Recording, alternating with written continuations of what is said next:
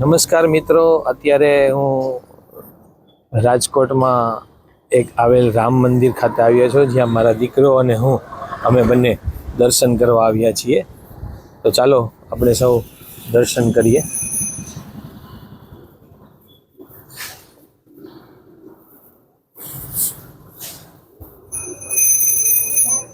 મહાદેવજી પણ છે, રામેશ્વર મહાદેવ, પછી રામ દરબાર છે. આજનો શણગાર જોવો આપ, સુંદર મજાનો શણગાર પણ છે.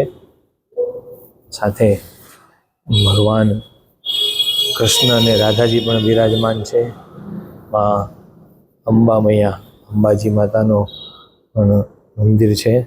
આ સુંદર મજાની જગ્યા છે. સાથે સૌને બતાવું,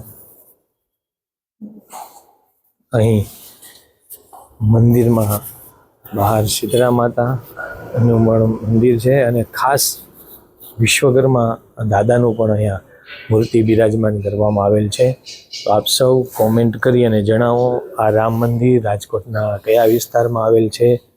આપ સૌને જય શ્રી રામ.